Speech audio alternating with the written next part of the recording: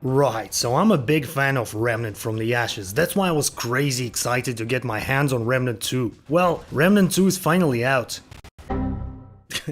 Remnant 2 is finally out, and I have a lot to say about the game. Good things and bad things. The game still features amazing and satisfying combat that is even more fun in multiplayer co-op. The game looks much better than its predecessor with more diverse locations. The game now has more fleshed out classes and a lot of other good stuff. But, just like most games releasing nowadays, it suffers from poor optimization, occasional crashes, and some weird design choices, especially in the character progression department.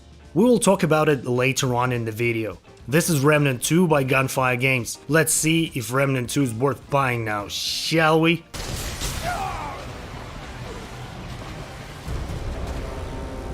But before we start, I'm lacking 38 more people to start monetizing my content, so if you feel like supporting me and helping me reach that first 1k, subscribe to my channel. You can now also become a patron if you're feeling extra generous. All links are in the description. Cheers.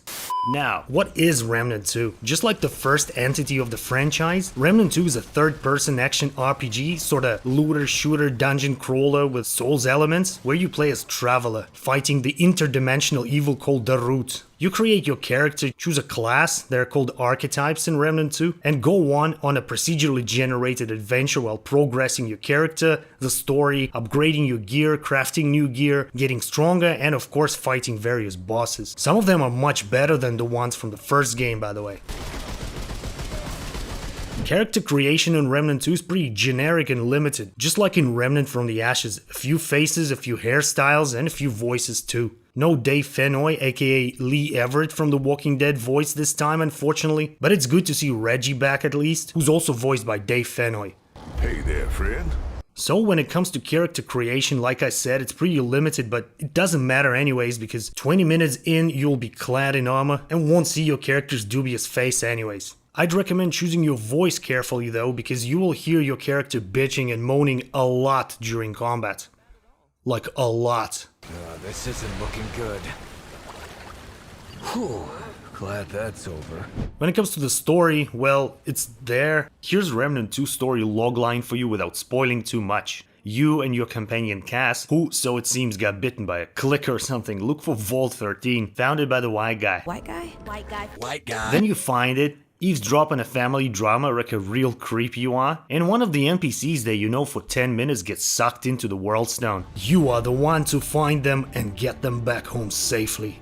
Godspeed, Pilgrim. Yeah, like I said, the story's there, it's serviceable but uninspired in my opinion. Which is not a bad thing really. For example, I don't remember immensely enjoying Remnant from the Ashes because of the story. Same here. I enjoy Remnant 2 because of a lot of other things. Combat, for example.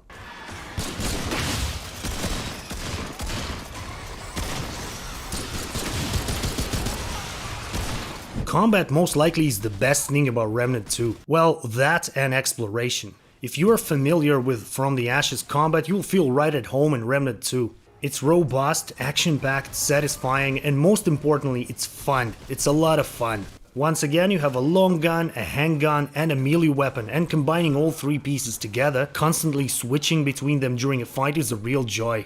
On top of that, mods are back. Mods are upgrades that can be installed into almost every gun and give it special abilities. Pretty much like Ashes of War in Elden Ring. Weapons changing visually after installing mods into them is a nice touch too. There are also special abilities that come together with the archetype you pick. There are 4 archetypes available from the get-go. Gunslinger is the 5th if you purchase the Ultimate Edition, and 6, I believe, more archetypes to unlock.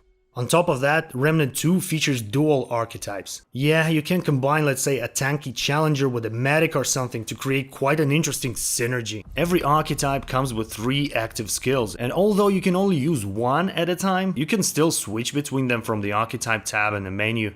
Each archetype also comes with unique perks that give you passive bonuses. Traits are also back in Remnant 2, although here's a controversy. The game allows you to collect a maximum of 60 trait points. So after you reach 60, tomes of knowledge, these beautiful purple shinies you always look forward to finding, become pretty much useless and no longer award you with additional points. So after reaching the cap, you don't get any points for killing bosses either. Now I'm not sure I like that. I think it steals a lot from how crazy you can go with your build. It steals some diversity too, and it kinda castrates the reason for you to explore. Also, do you remember how Remnant from the Ashes awarded you with a new trade card for every fart you do? Well, it's no longer like that. You'll be sitting on 5 to 6 trades for the first 15 hours or so. I'm really curious about how this whole trade cap thing will play out, because a lot of players, including myself, even though love and enjoy the game very much, seem to hate the trade cap. So yeah, I wonder what Gunfire Games' response to that will be, or if there will be any response at all. Let's talk a bit about equipment in Remnant 2.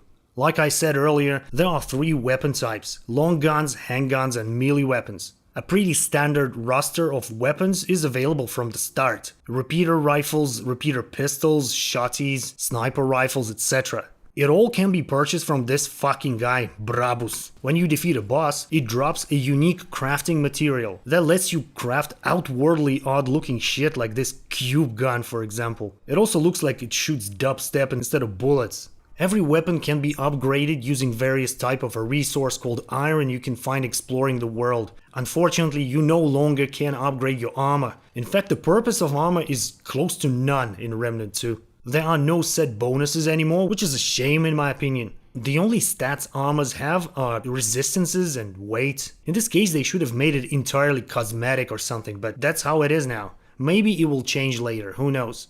Oh, and there are also rings and amulets. And rings. You can wear 4 rings at a time. How about that? Future is here. DVD. Seriously, the game throws so many rings your way, at some point it becomes ridiculous, but I'm not complaining. Dragonheart, local Estus flask, is also back. And on top of upgrading its capacity, you can install relic fragments into it that give you various bonuses like melee or ranged damage, healing efficiency, AoE radius, etc. And hey, you can also swap your Dragonheart with something entirely different. I think it's a pretty cool addition. Now, everyone knows that Remnant 1 was more fun in co-op. As a matter of fact, everything is more fun in co-op, even Crash Report Simulator, right? Remnant 2 allows teams of 3 opposed to teams of 4 in From the Ashes. I don't know if it's a good change or not. We've been playing Remnant 1 as a team of 3 and it was fun. And now we're playing Remnant 2 as a team of 2 with a third mate joining occasionally, and it's also fun. The game lets you create weird build combinations, and it's such a joy to have a medic tank on your team when you are a handler hunter or something. Also, it could be a downside to some lone wolves, but it feels like some parts of the game, again, are designed solely for co-op. It feels that way especially during some boss fights. A bit about gameplay loop. This time, the formula continues, only it's bigger and better. You can access 5 different biomes, where 3 of them are randomized every time you re-roll or start a new game. Loathsome, a very Dark Soulsy palace with very Bloodborne outskirts, my personal favorite at this point by the way. Then Yesha, green and vibrant jungle biome, and Nerud, a wasteland planet that was attempted to be colonized. That adds some sci-fi horror into the game. These biomes are really fun to explore because they are procedurally generated. Well, no, that's not the right way to put it. They are sorta handcrafted with some procedurally generated nooks and crannies, random dungeons, random bosses, and random events. I'm 30 plus hours in and I'm still excited to play more, and I feel like I've barely scratched the surface. There's also Labyrinth that I personally didn't like that much, and Root Earth. These 2 are fixed tied behind story progression. Adventure mode is also back in Remnant 2 and it works exactly how it worked in Remnant 1. You can re-roll a biome and complete it again without interrupting your story campaign. Unfortunately, there's no survival mode yet, but it might be added into the game later with the DLC. I haven't met every single boss the game has to offer, but I'd say that boss fights have been improved. My problem with bosses in Remnant 1 was the waves of trash mobs you have to deal with while fighting the boss that has like 2 or 3 mechanics to worry about. There are still boss fights in Remnant 2 where you have to deal with ads, but it's much more manageable now. Some bosses are complete gimmicky disgrace though, like it's really hard to think of a worse boss than Bloat King. On my first playthrough I was a handler. Whenever you die, your trusty dog resurrects you given you have a Dragonheart available. Well, unfortunately my trusty dog was dying 30 seconds into the fight because of instantly falling down there right into the chicken soup.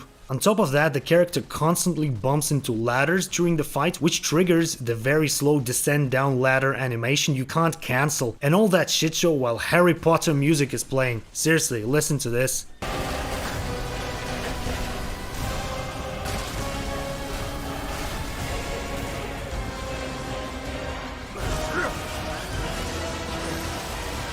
Also, the Labyrinth boss made me want to pull the hair out of my arse, seriously. Actually, now that I'm writing the script, I'm thinking that it wasn't that bad at all. I don't know. What do you think about it? Also, there's one boss called Tal Ratha. Does anybody think that it's a nod towards Tal Rasha from Diablo 2?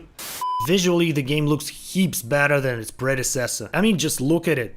Remnant from the Ashes looked like it had 10 colors in it or something, but Remnant 2 looks like it has 12.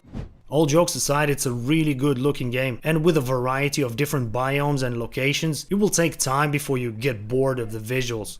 Some enemies look really cool too. Faye from Loathsome biome, for example. As a matter of fact, all the Loathsome mobs, both regular and elite, have simple yet cool designs, but it's very subjective, of course.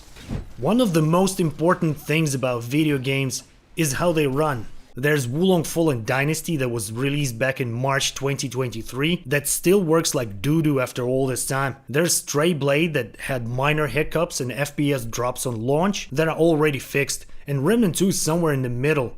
My specs are in the description as always, and even though my PC is not the best rig out there, it's still decent, so I can't get a steady 60 FPS on high settings with DLSS on. It's so weird, man. DLSS is a feature that is supposed to make things run smoother, but it just doesn't. During some fights when a lot is going on the screen, it turns into a 20 to 30 FPS clusterfuck. I mean, most of the time it's bearable, but it's just so tiring giving in to mediocrity. I'm nearly 100% sure that all the performance issues will be fixed eventually, but fucking hell, they shouldn't have been there in the first place. Some people also report Remnant 2 crashing a lot upon launch or just in the middle of something, especially when playing in co-op. For me, it was relatively stable most of the time. I think there were like 2 or 3 crashes in total, but the issue is there for some players, so be aware. Also, upon launch, this Remnant 2 logo stutters sometimes, and the textures pop in once you get to the word 13 for the first time after booting up the game. Hell, even the item thumbnails sometimes fail to load on time.